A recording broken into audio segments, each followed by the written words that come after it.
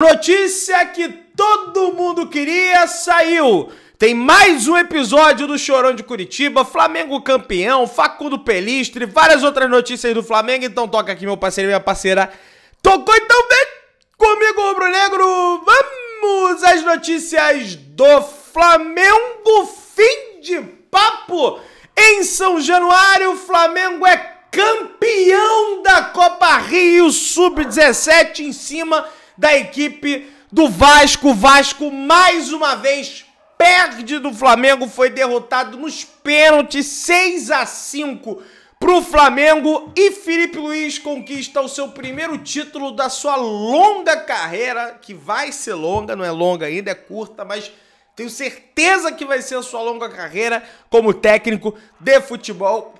E tá aí o Filipe Luiz ganhando o seu primeiro título, se emocionou, conversou com a Flá TV, conversou... Meu amigo Marquinhos 021, do canal Tudo Pelo Flamengo, tava lá, sempre em cima do lance, cumprindo as situações. E o Vasco perde no profissional, o Vasco perde na base, Sub-17, perde em tudo. Parabéns aos garotos do Ninho do Urubu por mais essa conquista. Foi a despedida, aliás, do Filipe Luiz do Sub-17 do Flamengo. Ele que vai assumir o Sub-20 do Flamengo, né, agora, a partir de agora, após essa conquista épica, memorável, pelo Sub-17 do Mengão. Nada de folga, viu? Elenco do Flamengo se representou no CT Ninho do Urubu às 9h30 da tarde, às 9h30 da manhã dessa segunda-feira, dia 17. Titulares do empate em 1-1 com o Atlético Paranaense fizeram um trabalho regenerativo.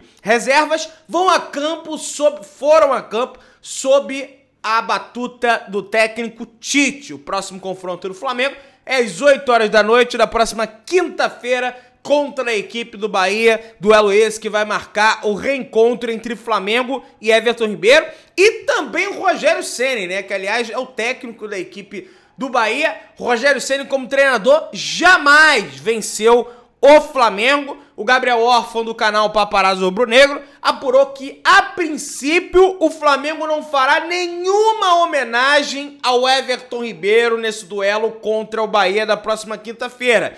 O jogo é de extrema importância para o Flamengo e, por isso, nenhuma homenagem ao ex-camisa 7 está nos planos do Flamengo nesse momento.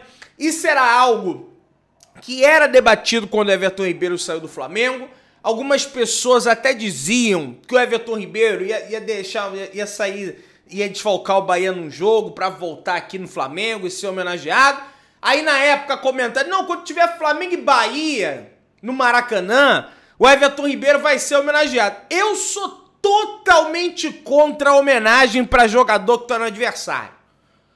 Everton Ribeiro criou raízes no Flamengo, Everton Ribeiro foi campeão com o Flamengo, Everton Ribeiro é ídolo do Flamengo, esteve nas últimas recentes conquistas, mas, pô, homenagear, entendeu?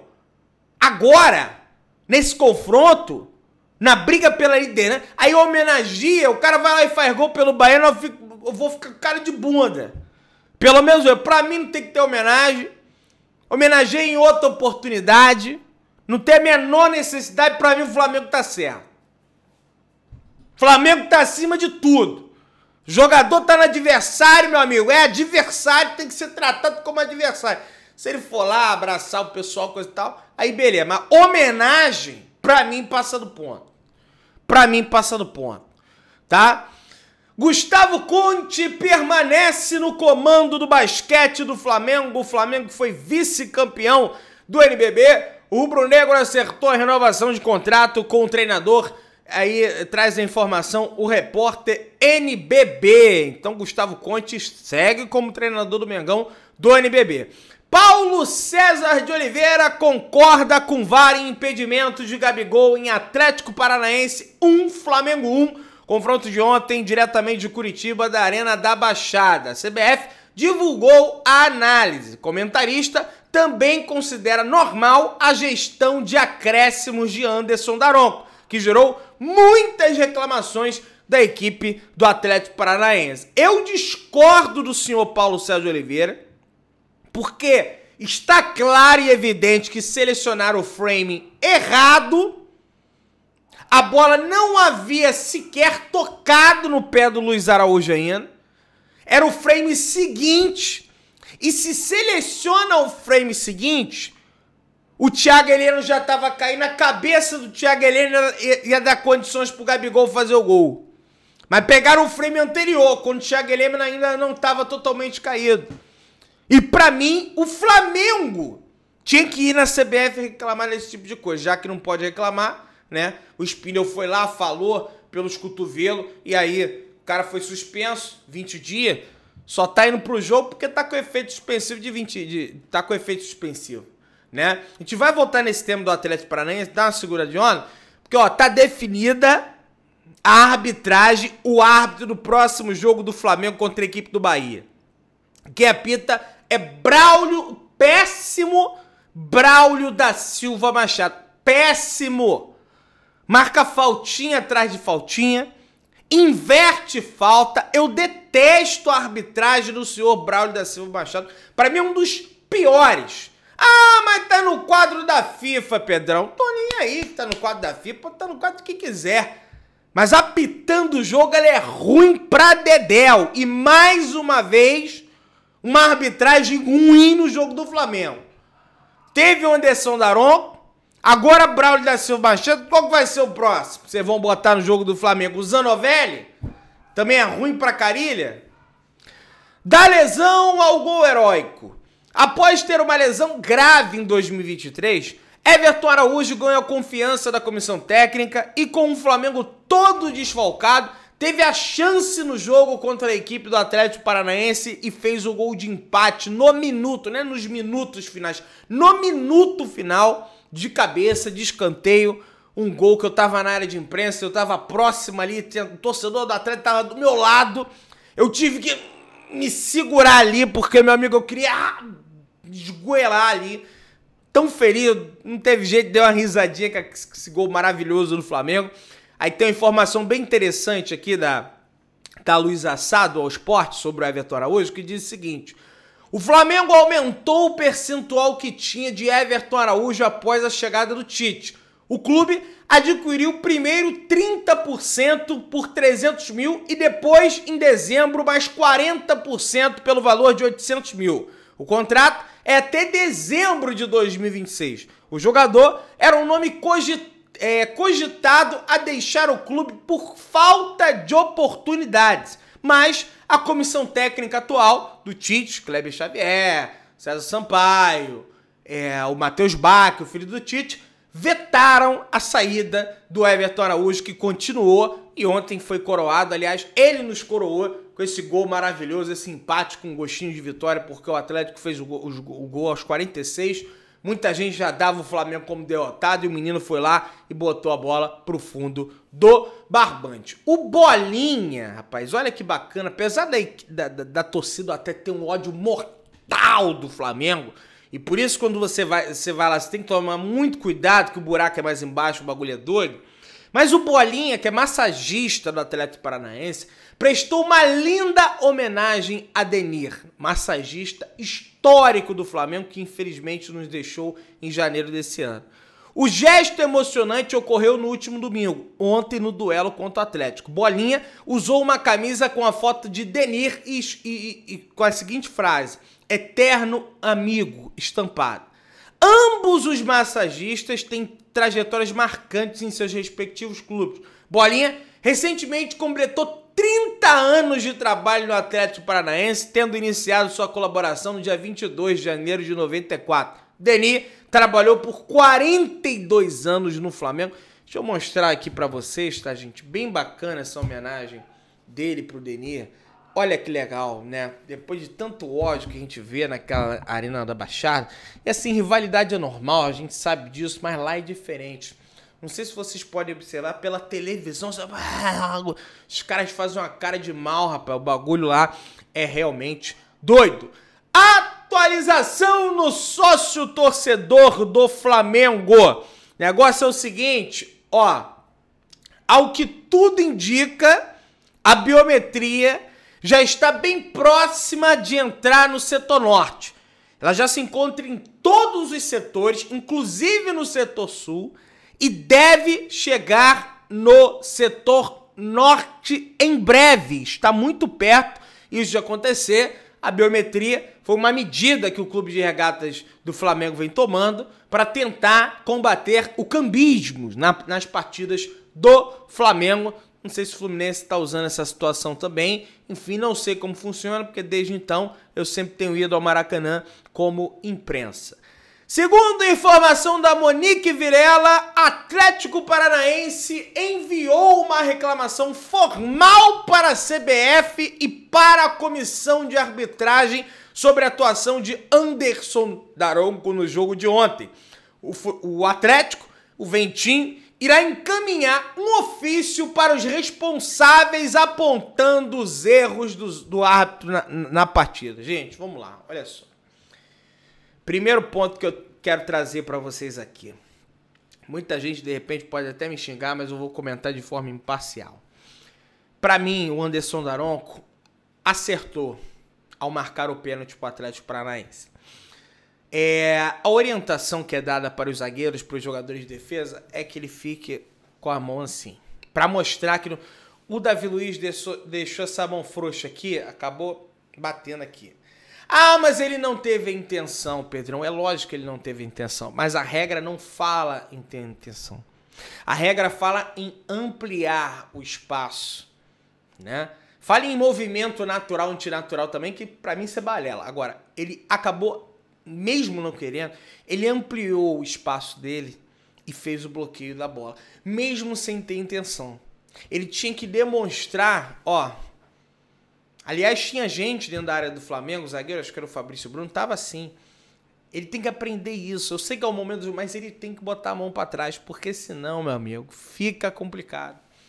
Eu acho que aquela bola nem seria gol. Acho que o Rossi defenderia aquela bola facilmente, tá? Pra mim foi bem marcado o pênalti. Agora, o gol do Gabigol foi legal. E aí a questão não é o Daronco. A questão é o árbitro de vídeo. Escolheram o frame errado, eu já comentei isso aqui com vocês. Isso que o Atlético está fazendo aqui é choro e pressão para os próximos jogos e também para botar pressão e arbitragem em jogo contra o Flamengo.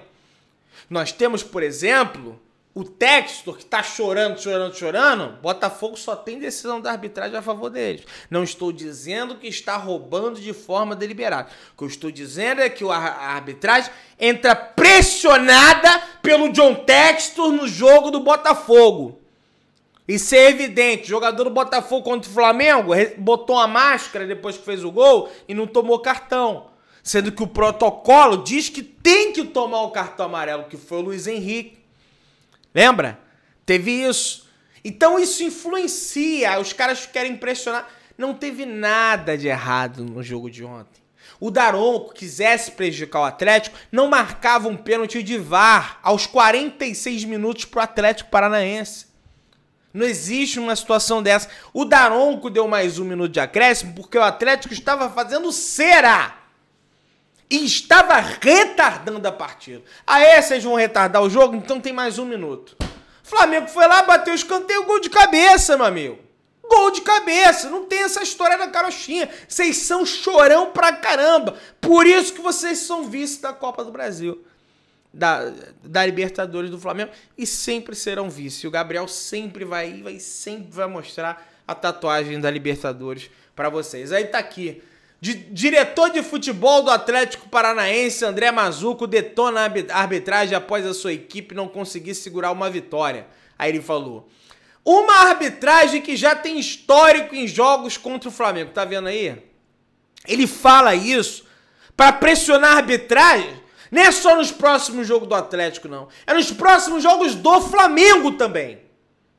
Já tivemos problemas no passado e agora voltam a se repetir. É inadmissível a forma que foi conduzida ao final da partida. É inadmissível o quê? Vocês não marcaram direito, vocês tomaram o gol. O Everton Araújo sequer subiu para cabecear. O garoto foi andando lá, puf, mandou a bola pro fundo do barbante. Então vai chorar na cama que o lugar é quente. Que é lugar quente. Entendeu?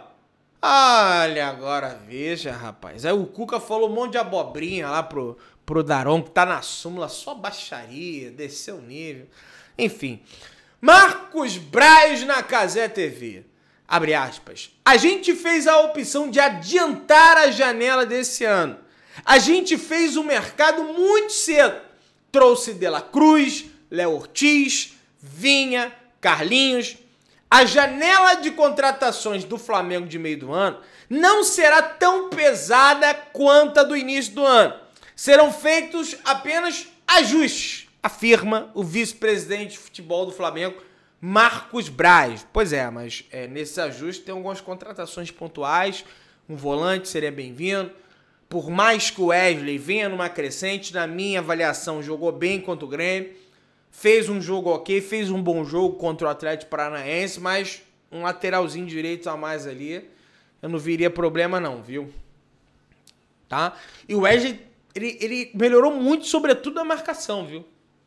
O Wesley, ele tinha muitos problemas de marcação. E o Tite, dizem que ele ensina o jogador a marcar aquele jogador que não sabe marcar. Quem sabe o Wesley aprendeu com o Tite a marcar, né? Eu torço pra isso. Não tenho nada pessoal contra o Wesley. As críticas são extremamente profissionais, tá? Gente, tem excelente notícia no Flamengo. Tá aí, ó. Léo Ortiz não preocupa. Ele que saiu com um probleminha de dentro do campo, mas treinou normalmente, não preocupa. E Cebolinha e Ayrton Lucas têm chance de pegar o Bahia. Veja como fica o Flamengo, diz a matéria do GE. O que acontece é o seguinte, minha gente. Ó, o Fabrício Bruno tá suspenso. Então não dá para manter esse time improvisado que o Flamengo tá mantendo aí pro jogo contra o Bahia. Não dá. Vai ter que puxar ou o Léo Ortiz pra zaga ou o Léo Pereira pra zaga. A notícia boa é que o Ayrton Lucas vai ficar à disposição. Então, puxa o Léo, Davi Luiz e Léo Pereira. Pode manter o Léo Ortiz ali na volância. Aí já tem até um provável time do Flamengo para encarar o Bahia. Rossi, Wesley, Davi Luiz, Léo Pereira, Ayrton Lucas, Léo Ortiz, Gerson, Lohan, Cebolinha. Iniciou o processo de transição, já está fazendo transição no gramado, então deve iniciar a partida como titular. Fez falta no Flamengo ontem, porque o Bruno Henrique não estava bem. E quando eu digo não estava bem, não estava jogando bem também, mas porque ele estava com problema estomacal, então imagina tu jogar com dor de barriga. Luiz Araújo do lado direito e Pedro de centroavante ali. Esse é o provável time do Flamengo para encarar a equipe do Bahia, que tem um time forte, tá? Tem um time complicado. O Alan não deve voltar contra o Bahia, continua se recuperando de lesão e quem sabe só volte ao Flamengo no jogo contra a equipe do Fluminense no próximo domingo. Domingo, o Flamengo vai enfrentar a equipe do Fluminense. Aí tá aqui, gente, ó. O jornalista uruguaio traz aqui. A hora. Flamengo quer levar Facundo Pelistri. Flamengo quer contratar Facundo Pelistri. Aí o pessoal me pergunta: quem é esse tal desse Facundo aí, Pedrão? Jogador de 22 anos, joga pela equipe do Manchester United da Inglaterra, joga a Premier League, atacante, jogador uruguaio.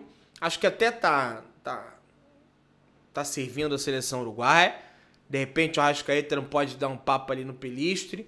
Ele está emprestado para a equipe do Granada da Espanha. No entanto, o contrato já vai se encerrar no dia 30 e já acabou a temporada europeia. Então, por isso que eu comentei que ele já é jogador do Manchester United. E se eu não me engano, o contrato dele com o Manchester... Ah, não, tá aqui. O contrato dele com o Manchester United é até o meio do ano que vem, tá?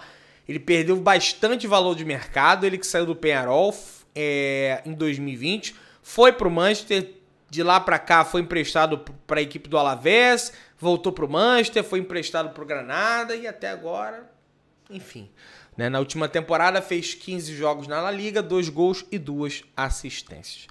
Você que tá aí, dá aquela moral de sempre, se inscreva no canal, aciona o sininho da notificação, deixa o teu like, tamo juntão, saudações rubro-negras.